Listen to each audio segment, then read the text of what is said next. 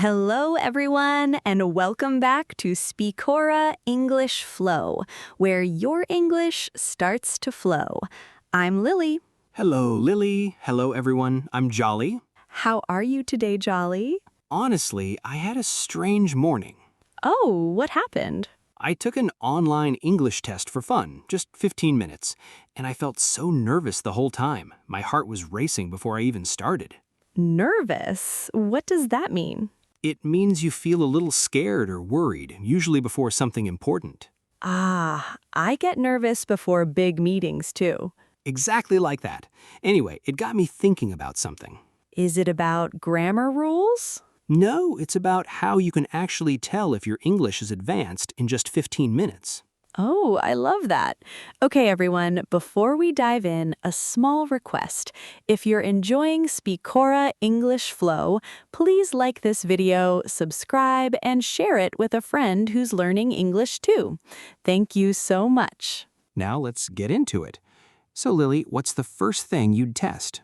For me, it's vocabulary range. Can you use different words instead of repeating the same simple one over and over? Give me an example. Well, instead of always saying good, an advanced speaker might say excellent, solid, or impressive, depending on the situation. Okay, that makes sense. But honestly, I just say good for everything. Good food, good day, good movie. Jolly. What? It's efficient. It's efficient, but it's not advanced. That's the whole point of the test. Fair enough. What's the second thing? Fluency. Can you speak without long pauses, without saying every 3 words? That one worries me. I pause constantly when I don't know a word. That's completely normal, actually. The trick is learning to paraphrase. Paraphrase? What does that mean?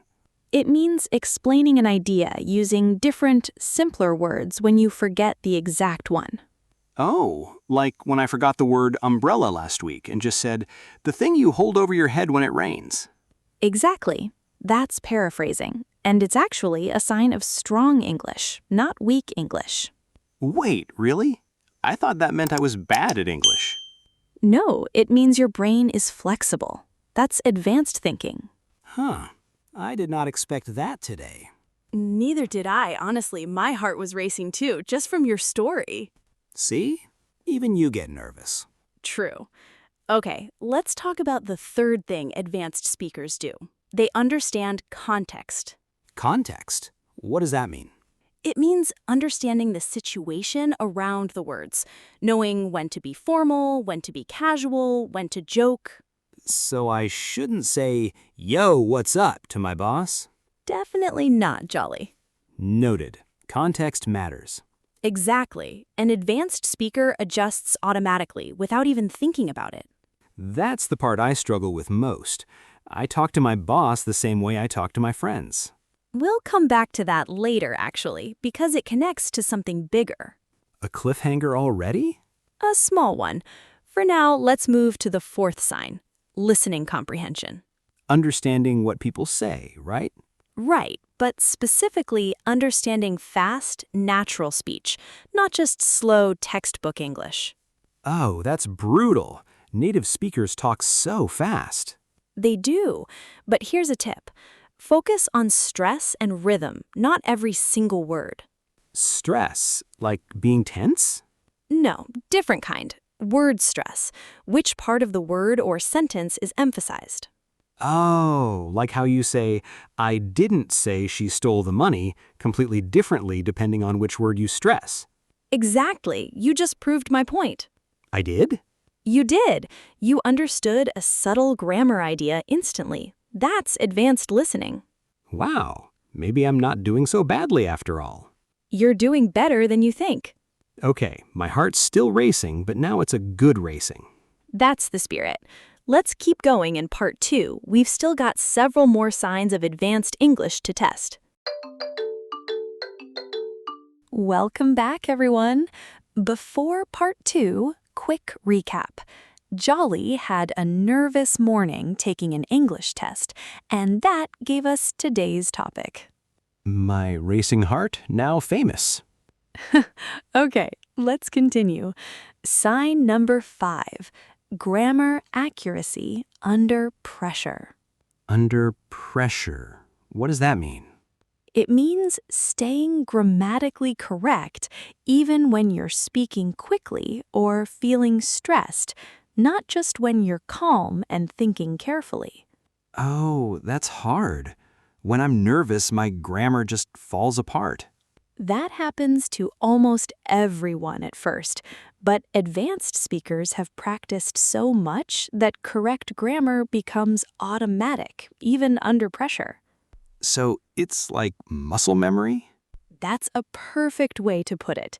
Your mouth just knows the pattern without your brain working hard. I definitely don't have that yet. I still translate in my head sometimes. That's completely normal at your stage. The goal is to slowly need less translation over time. Okay, what's sign number 6? Idioms and expressions. Do you understand phrases that don't mean their literal words? Idioms? What does that mean? An idiom is a phrase where the meaning is different from the individual words, like, it's raining cats and dogs. That doesn't mean actual cats and dogs are falling from the sky? No, Jolly. It means it's raining very heavily. That's honestly a relief. I was picturing something terrifying. An advanced speaker recognizes idioms instantly and even uses them naturally in conversation. I know a few, like break a leg before a performance. See? You're already using an idiom right now, just by mentioning it. I'm basically fluent then. One idiom doesn't make you fluent, Jolly. A guy can dream. Speaking of dreams, sign number 7 is confidence. Confidence? Like not being shy? Exactly. Advanced speakers make mistakes too, but they keep talking instead of stopping and apologizing every time. That's the opposite of me. I say sorry constantly when I mess up. I've noticed, but here's the truth. Native speakers make grammar mistakes too. Confidence matters more than perfection. That actually makes me feel better. It should. Fluent doesn't mean flawless. Fluent doesn't mean flawless. I like that. That should be on a poster. Write it down. Okay, sign number 8, reading tone and emotion in speech. Tone. What does that mean? Tone is the feeling behind how something is said.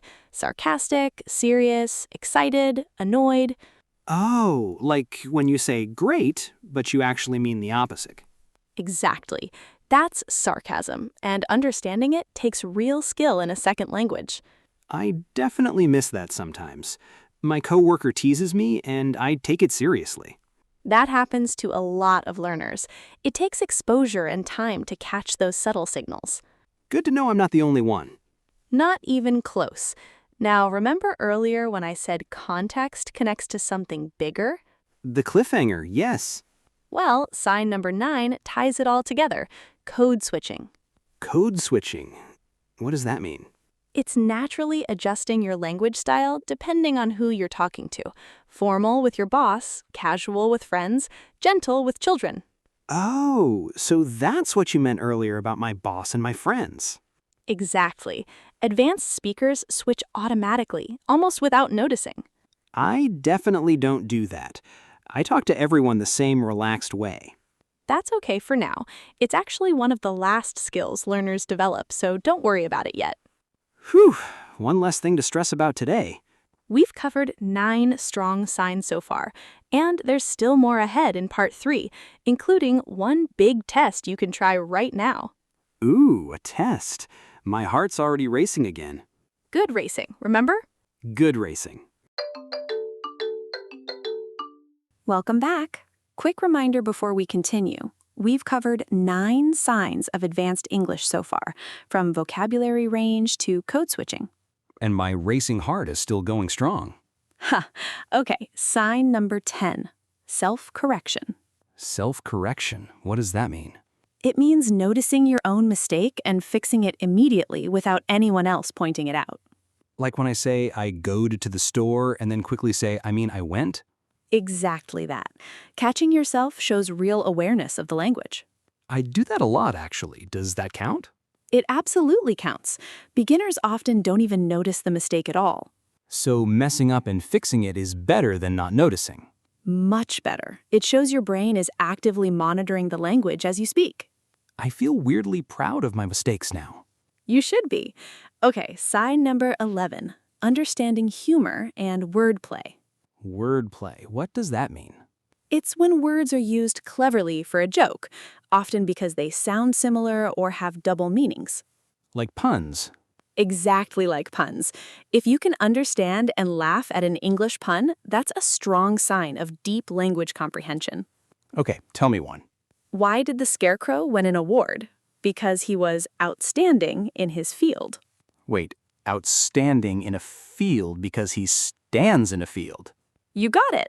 That's actually really clever and a little annoying. Welcome to Advanced English Humor. I regret asking. Now, sign number 12, and this one is big. Thinking in English. Thinking in English? Isn't that what we're doing now? I mean, not translating from your native language first. The thoughts just form directly in English. Oh, that's still hard for me. Sometimes I think in my language, then translate, then speak. That's very common, and it takes time to fade. It usually happens gradually, not overnight. How do you know when it's happening? You'll notice it in small moments, like dreaming in English or reacting to something surprising with an English word first. Whoa, I actually said seriously in English once I dropped my coffee. I didn't even think about it. That's exactly it, Jolly. That's a real sign of progress. I didn't realize that meant something. It means a lot, actually. Okay, now for the big 15-minute test I promised. Finally, tell me. Here it is. Watch a short, unscripted English video, an interview, not a movie script, for 15 minutes without subtitles. No subtitles. That sounds terrifying. If you understand the main ideas, catch some jokes, and only miss small details, that's a strong advanced sign. What if I understand almost everything word for word? Then you're likely well into advanced level already. And if I only catch a few words here and there? Then you're still building, and that's completely fine too. Everyone starts somewhere. I might actually try that test after we finish recording today. You should. It's a great, honest check-in, not a scary exam. Okay, my nervous heart from this morning suddenly makes a lot more sense. See? It all connects back to today's topic. Full circle. Exactly. In part 4, we'll recap everything and wrap up with the final thoughts. Welcome back for our final part. Let's recap everything we've covered today. This should be good. My heart's finally calm now. We started with vocabulary range and fluency, then talked about context and how important it is to adjust your language to the situation. Right. No more, yo, what's up to my boss. Exactly. Then we covered listening comprehension, understanding fast, natural speech by focusing on stress and rhythm, not every single word. And grammar accuracy under pressure, which is basically muscle memory for your mouth. Nicely remembered. We also talked about idioms. Remember, it's raining cats and dogs doesn't mean actual animals falling from the sky. I'll never forget that one. Then confidence. Remember our little poster line? Fluent doesn't mean flawless. Exactly. We covered tone and emotion, code switching, self-correction, humor and wordplay. Outstanding in his field, still annoyed about that pun. And finally, thinking in English, plus the big 15-minute test, watching unscripted English content without subtitles. A lot to take in, but it all made sense once we connected it to my nervous morning. That's the beauty of it. These signs aren't a strict checklist. They're just honest ways to notice your own progress. I feel like I understand my own English better now, even the parts I'm still working on. That's exactly the goal. Okay, everyone, that brings us to the end of today's episode. Thank you so much for spending this time with us. Seriously, thank you. It means a lot that you're here practicing with us.